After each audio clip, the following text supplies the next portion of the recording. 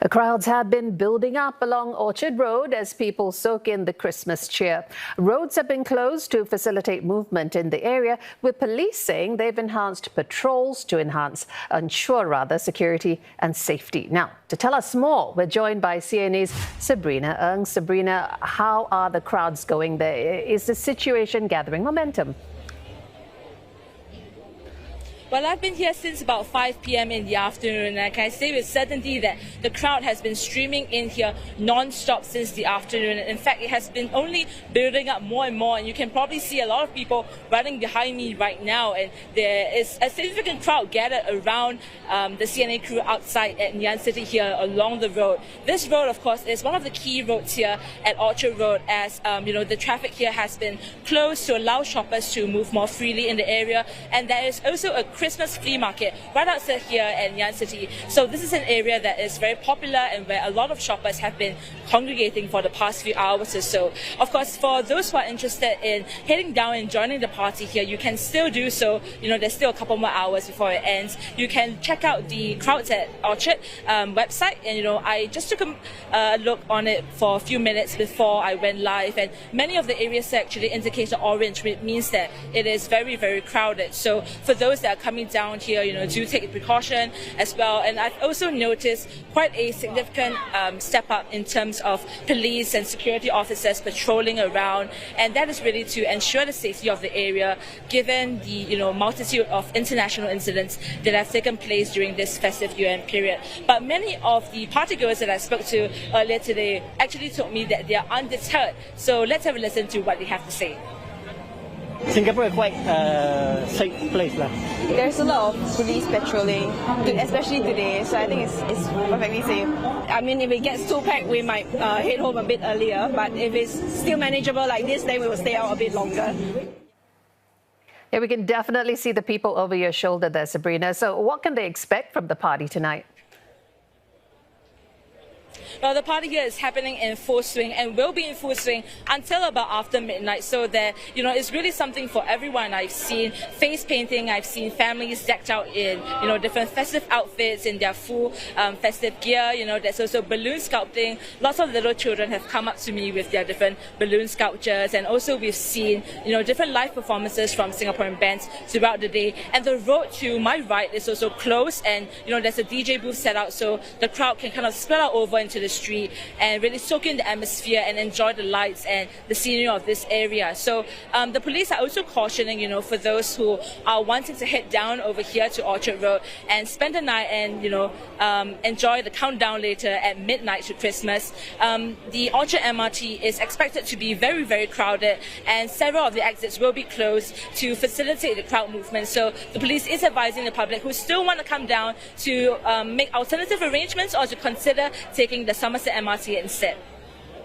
All right, make sure you enjoy some of the festivities yourself. Sabrina Ng reporting there from Orchard Road. Well, also happening now, more than 1,000 churchgoers are gathering at the Cathedral of Good Shepherd, and that's to mark the start of Christmas. The church has put in place some security measures to ensure order and safety, but it says it ultimately hopes to keep the place open and welcoming.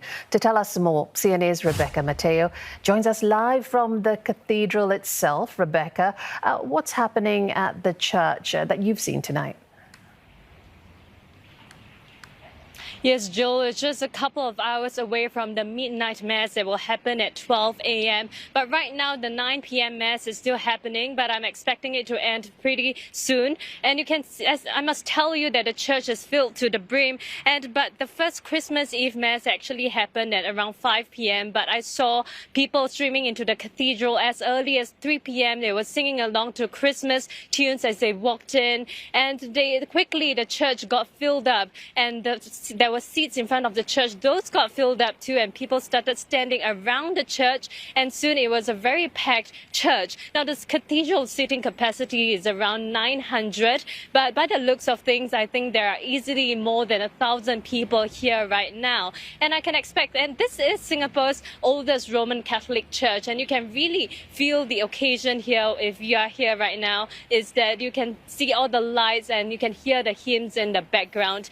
And we are expecting expecting the crowd to be we are expecting even more people later as we approach midnight, as Archbishop Cardinal William Gold will be the one celebrating the midnight mass. And earlier, the church was saying it wanted to balance security with a welcoming atmosphere as well. What can you tell us about how they're managing the crowds?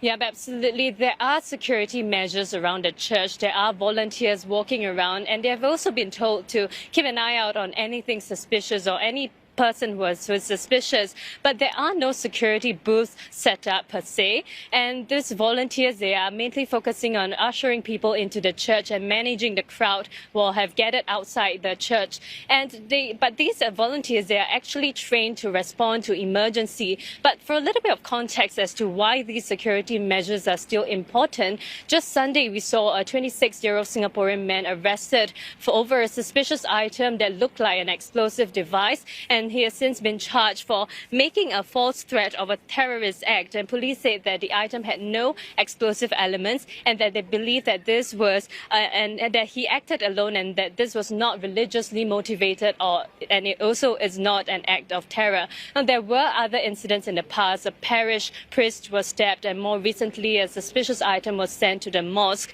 Now, and that means that with bigger crowds expected over this Christmas and festive period, the security has become an important issue.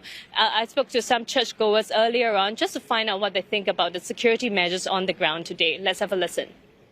To be honest, it didn't really cross my mind because I'm feeling a bit festive and, I'm grateful it's Christmas and all that. So, but that's a good reminder. We should be vigilant of our surroundings. There's a lot of volunteers and they are manning all the exits and entrances, and they ensure that everybody's either sitting or not standing. I think they actually step up to the security today by putting more ushers around.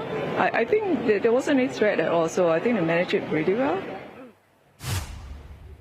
And Rebecca, Christmas is an important time for churches. I imagine that they've been preparing for a long period for this.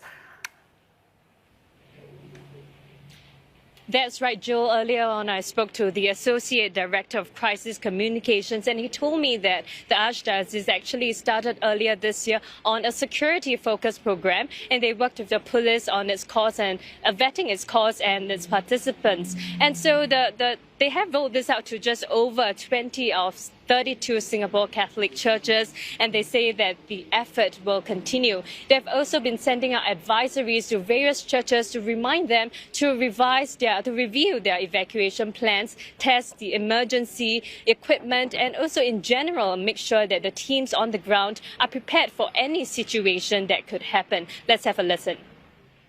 We are looking at security, we're looking at fire safety, we're looking at the readiness of first aid that is available for anyone who might, feel unwell during service. Or we also need to ensure that crowd management is something that we have in hand or on hand, because in case anything happens, we have to make sure that there are good, what we call emergency response plans and evacuation plans. So ultimately, Andre shared with me that the church is trying to be mindful about putting up any sort of signages and barriers that could make the church feel less welcoming. But he said, rest assured, there are security measures in place, though they may not be immediately visible to people like you and I. Jill. Appreciate that report. CNA's Rebecca Metteo on the security measures as churchgoers usher in Christmas.